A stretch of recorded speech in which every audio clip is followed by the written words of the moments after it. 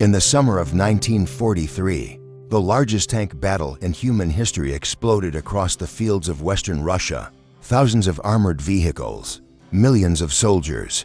The ground literally shook for miles. But the real story of the Battle of Kursk isn't just about size. It's about a gamble that Germany could not afford to lose, and a trap the Soviets were more than ready to spring. By mid-1943, Nazi Germany was already bleeding. Just months earlier, Hitler's army had suffered a devastating defeat at Stalingrad. For the first time, the myth of German invincibility was cracking. Hitler needed a win badly, not just for military advantage, but for morale, for propaganda, for proof that the Third Reich still had teeth. Kursk looked like the perfect opportunity. The front line around the city of Kursk bulged outward into German-controlled territory, creating what military planners called a salient.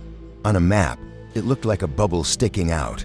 Hitler saw it as a chance to pinch that bubble from the north and south, surround Soviet forces, and crush them in one massive blow. The plan was called Operation Citadel. On paper, it looked clean, tight, decisive. There was just one problem. The Soviets knew it was coming, through intelligence networks and intercepted communications. Soviet leadership had figured out Hitler's plan weeks in advance. Instead of launching a preemptive strike, they did something smarter. They waited. And while they waited, they built one of the most heavily fortified defensive zones in military history. The Red Army turned the Kursk salient into a death trap. They laid millions of landmines, dug miles of anti-tank trenches, built layered defensive lines stretching deep into the countryside. Artillery was positioned with brutal precision. When German commanders finally gave the order to attack in July 1943, they weren't charging into weakness. They were driving straight into a wall. The German army brought its newest weapons to the fight: Tiger tanks, Panther tanks, heavily armored beasts designed to dominate the battlefield.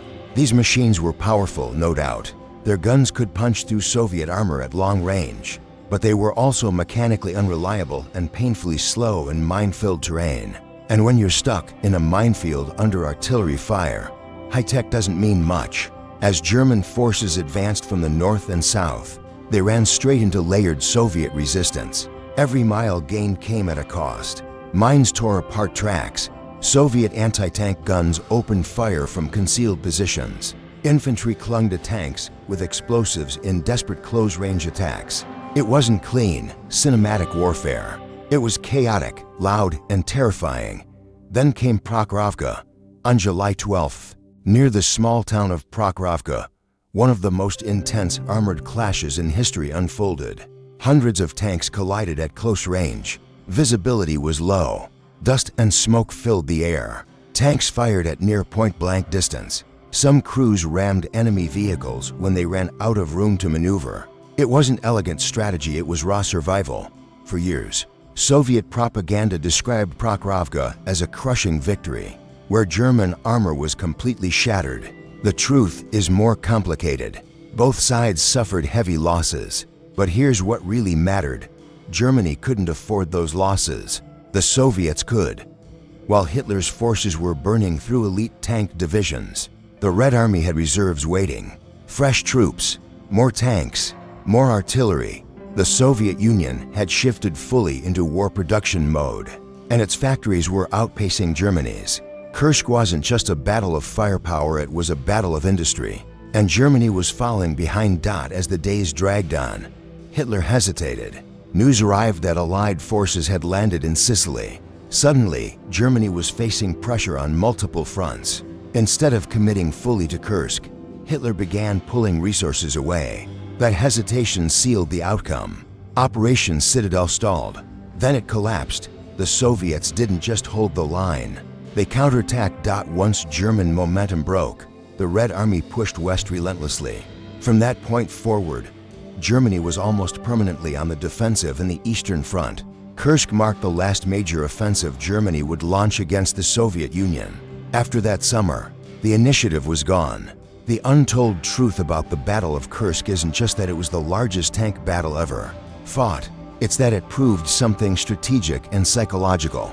Germany no longer controlled the pace of the war. Hitler's gamble exposed the limits of his military machine. Even with advanced tanks and experienced commanders, they couldn't break a prepared Soviet defense backed by overwhelming manpower and production. It also revealed something else: war isn't just about better weapons. It's about information. Intelligence leaks, intercepted plans, and strategic patience turned what was supposed to be a German comeback into a carefully prepared ambush. By the end of 1943, Soviet forces were advancing steadily westward. Less than 2 years later, they would be in Berlin. And if you trace that momentum back to its turning point, it runs straight through the fields of Kursk. The ground there was scorched. Twisted metal littered the countryside. Entire armored divisions were reduced to wreckage. But more than tanks were destroyed that summer. The illusion of German recovery died there too. Kursk wasn't flashy like D-Day. It doesn't dominate Hollywood movies. But in terms of scale and consequence, it changed the direction of World War II. It proved that Nazi Germany could be stopped, not just stalled, but pushed back permanently. And once that realization set in, the countdown to Berlin had already begun.